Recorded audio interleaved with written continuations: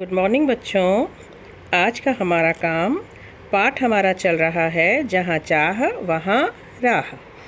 आज मैंने इसमें आपके लिए हैं प्रश्नोत्तर। उम्मीद करती हूँ अब तक आपने इस पाठ को अच्छी तरह से पढ़ और समझ लिया होगा।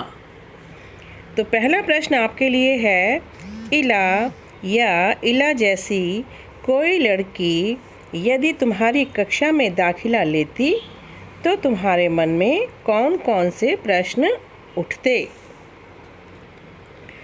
आप सोच भी लीजिए कि यदि इला जैसी कोई लड़की आपकी कक्षा में एडमिशन ले और जब वो स्कूल में आए तो आपके मन में किस तरह की बातें आएंगी। इस तरह की बातों को आप अपने मन में सोचा भी करें बच्चों, क्योंकि ईश्वर ने हमें वो सब कुछ दिया है जो इला के पास नहीं है। ठीक है, तो इसका आंसर मैंने लिखा है, इला या इला जैसी लड़की यदि मेरी कक्षा में दाखिला लेती तो मेरे मन में अनेकों प्रश्न उठते, जैसे यह अपने रोज़मर्रा के काम कैसे करती होगी, यह खाना किस प्रकार खाती होगी, यह अपना बस्ता उठाकर स्कूल कैसे आएगी, यह अपना गृह एवं कक्षा कार्य कैसे करेगी, यह कौन कौन से खेल खेलती होगी, क्योंकि इला हाथों से काम नहीं कर सकती। ठीक है ना। अगला प्रश्न है, इस लेख को पढ़ने के बाद तुम्हारी सोच में कुछ बदलाव आए। पक्का बच्चों, ये सोचने की बात है, मन में विचार करने की बात है। ठीक है। उत्तर है हाँ। इस लेख को पढ़ने के बाद मैंने यह जाना कि यदि हम मानसिक रूप से कमज़ोर नहीं हैं तो हम अपनी शारीरिक कमज़ोरियों पर भी विजय पा सकते हैं। यानी कि शरीर की कमज़ोरी, शरीर की दिव्यांगता कोई मायने नहीं रखती, हमें दिमागी रूप से मजबूत होना चाहिए।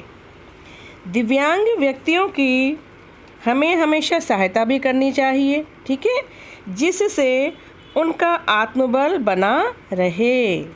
ये नहीं कि छोटे बच्चे तो अक्सर कुछ ना कुछ चिढ़ाने लगते हैं, अच्छे खासे बच्चे को चिढ़ाने लगते हैं। तो बच्चों, ये मानसिकता हमारी नहीं होनी चाहिए। हमें हर समय उनकी मदद करने को तैयार रहना होगा। मैं यह भी चाहूँगा कि उन्हें रोज़गार युक्त शिक्षा दी जानी चाहिए। यहाँ पर लड़कियाँ लिखेंगी चाहूँगी। अब रोज़गार युक्त शिक्षा दी जानी चाहिए का क्या मतलब है?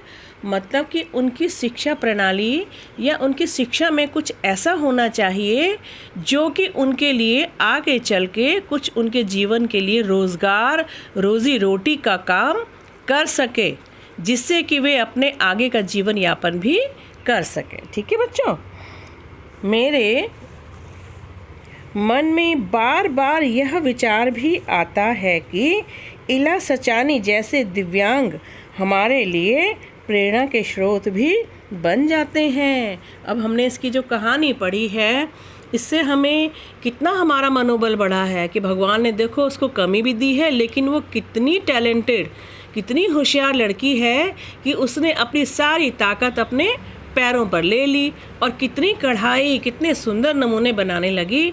बच्चों, इस तरह की कहानियों से भरा पड़ा है ये संसार। आगे मैं ढूंढूंगी आपके लिए कोई इस तरह की प्रेरणा युक्त कहानी, जिससे मैं आपको एक छोटी सी शॉर्ट फिल्म भी दिखा सकूं। ठीक है बच्चों, तो आप अच्छे से काम करिए और साथ साथ इस काम को याद भी करिए। चलो बच्चों, ओके बच्चों।